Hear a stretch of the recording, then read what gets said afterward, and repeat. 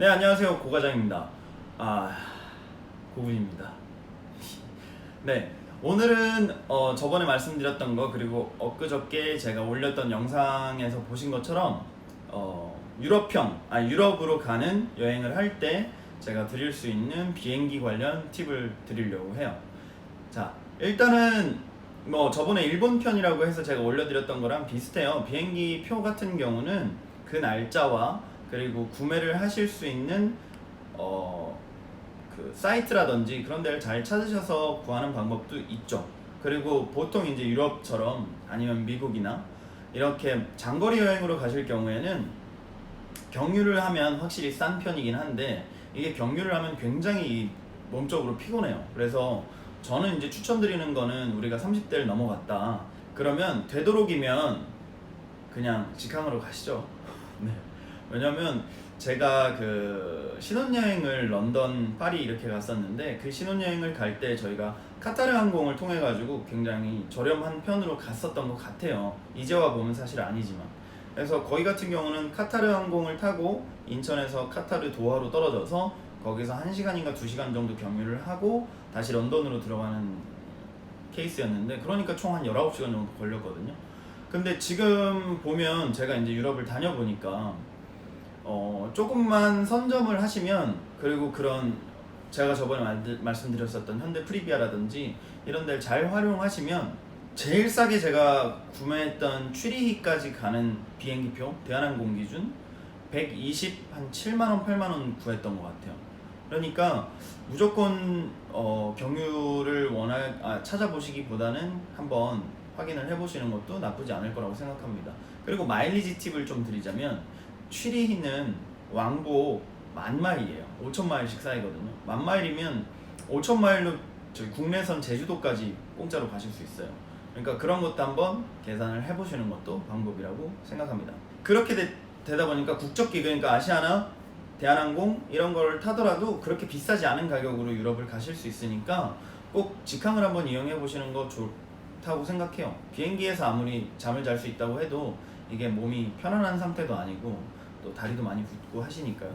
그렇기 때문에 저는 국적기를 직항으로 이용을 해보시는 걸 최대한 저렴한 방법을 찾아서 추천드립니다. 어깨가 자꾸 떨어지네. 자, 그리고 두 번째로는 체크인 할 때 체크인 카운터에서 쓰실 수 있는 약간의 팁을 또 드릴게요. 저번처럼 첫 번째로 가셔서 혹시 만석인가요 오늘? 이라고 물어보세요. 그러니까 만석은 알다시피 꽉 찼냐 이건데, 일단 이런 걸 물어보는 것 자체가 얘가 좀 타봤네? 약간 이런 느낌이 있거든요. 그러니까 그걸 물어보면서 제일 원하는 건 뭐냐면, 만석이 아닐 시에는 우리가 비행기를 탈 때 꼭 옆자리가 빈 거를 좀 부탁을 드린다라고 얘기를 하시면, 가끔 가다가는 제가 부다페스트 영상처럼 옆자리가 다 비어 있을 경우도 있거든요. 그리고 제일 좋은 거는, 우리가 보통 이제 3명, 4명, 3명짜리 비행기를 타게 되실 거예요. 유럽으로 간다 그러면, 장거리 여행의 경우에는 사람을 한 번에 많이 태워서 가야 되니까. 3, 4, 3 안에서 제일 나쁜 자리는 당연히 3 중에는 요 자리, 그죠? 그 다음에 4 중에는 요 2자리, 다시 3 중에는 요 1자리, 가운데 낀 자리들이 제일 안 좋은 거예요. 그렇잖아요. 옆에 사람도 있고, 그 다음에 창문이 잘 보이지도 않고, 통로가 옆에 있어서 내가 쾌적한 느낌을 받을 수도 없기 때문에 그 자리에 끼는 게 제일 안 좋거든요. 그러니까 만석이 아니라고 한다면 빈자리를 좀 부탁을 계속 하세요. 일단 여기까지 물어보는 거 가지고도 약간 내공이 있는데 라고 생각을 할 수 있기 때문에 그 도움을 받으실 수도 있습니다. 그 다음에 저는 이제 선호하는 자리라거나 추천을 드리고 싶은 자리는 당연하게도 통로예요. 앞자리건 뒷자리건 사실 상관없어요. 이렇게 장거리로 갈 경우에는 어차피 이미그레이션에서 오래 걸리기 때문에 그냥 뒤에 앉으셔도 상관없습니다. 그래서 통로 자리를 잡으시면 뭐가 좋냐면, 통로 자리는 화장실을 드나들기가 편하고요. 옆자리가 안 비어 있어도 아무래도 내가 상대적으로 이쪽이 이렇게 넓은 공간이 있기 때문에 조금은 더 마음이 편안해지더라고요. 근데 반대로 이제 그 창가 자리 같은 경우는 다들 사진도 찍고 영상도 찍으시기 때문에 창가 자리를 선호를 하실 수 있는데, 잘 생각해 보시면요, 우리가 10시간, 11시간 비행을 한다고 쳤을 때, 자, 좋을 때는 언제냐? 이륙 할 때, 그죠? 그 다음에 이제 한참 구름이 이쁘게 보일 때, 그 다음에 착륙할 때. 근데 이 시간들 다 재봤자 1시간이 채 안 될 거예요. 그러니까 내가 10분의 1의 그 시간을 위해서, 물론 뭐 그게 더 좋다고, 더 중요하다고 생각이 되신다면 그렇게 하십시오. 네. 근데 그게 아닐 경우에는 네, 이거를 굳이 할 필요가 있겠느냐. 뭐 많은 사람들이 또 올리잖아요. 그리고 같이 가는 분이 계시다면 그분을 꼭 창가에 앉혀서 사진 한번 같이 찍자라든지 그렇게 하시는 걸 저는 추천을 드립니다. 그렇기 때문에 창가를 앉았을 때, 그거 하나 더 있네요. 창가를 앉으면 잘 생각해 보시면 눈이 너무 부셔서 이렇게 닫아요, 창문을. 그쵸? 그러니까 계속 그러고 있을 거기 때문에 창가는 직접 앉지 마십시오.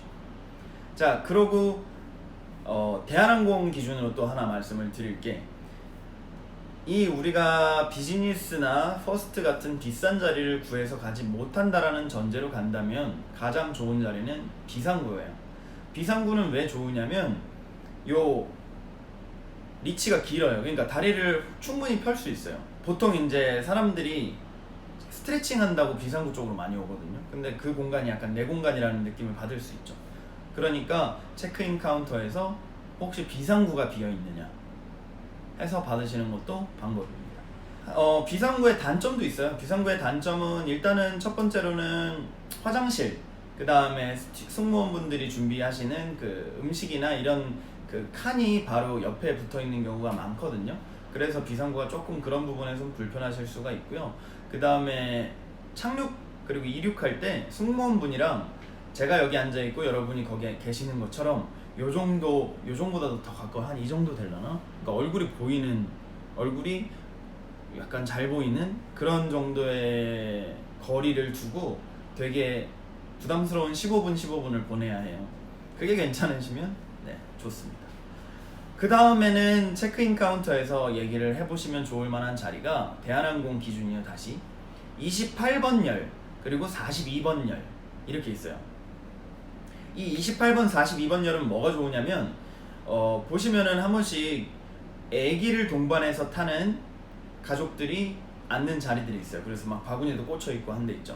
더 쉽게 설명을 드리자면 우리가 이용하는 화장실이 있고 그 화장실 벽이랑 시작되는 자리, 거기가 상대적으로 조금 더 넓어요. 왜냐면 그런 서비스를 위해서 그런 바구니를 꽂을 수 있는 자리가 확보가 돼야 되기 때문에 거기가 넓어요. 그리고 애기들은 바구니를 쓸 수 있는 그 기준치가 있어요.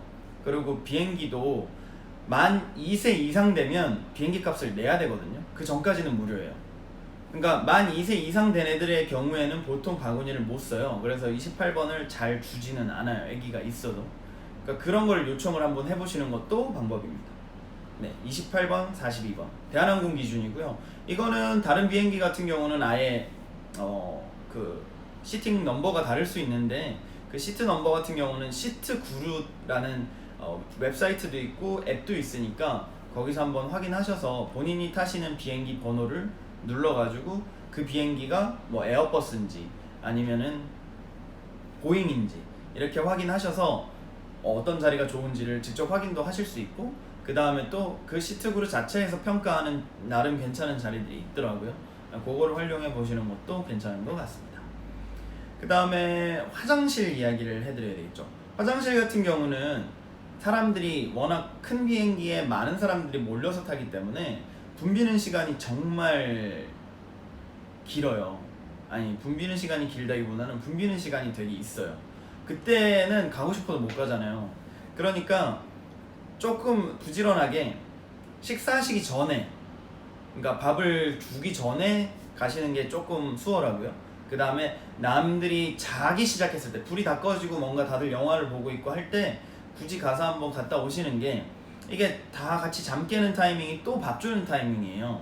그러니까 그 타이밍을 피하는 게 사실은 제일 내가 편안하게 가볼 수 있는 거죠. 네.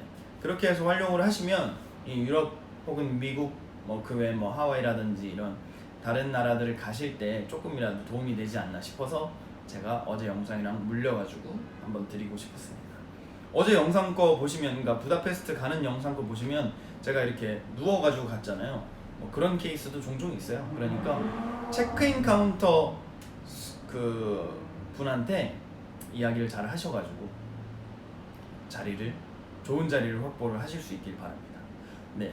뭐 추가적으로 궁금하신 거나 혹시 제가 설명을 안 드렸던 부분들이 있어서 뭐 도움이 필요하시면 언제든지 댓글 남겨주시면 제가 최대한 빨리 댓글을 남길 수 있도록 하겠습니다. 그럼 오늘도 와주시고 봐주시고 감사하고요. 앞으로 또 제가 좋은 컨텐츠를 가지고 다시 오겠습니다. 그럼 또 봐요.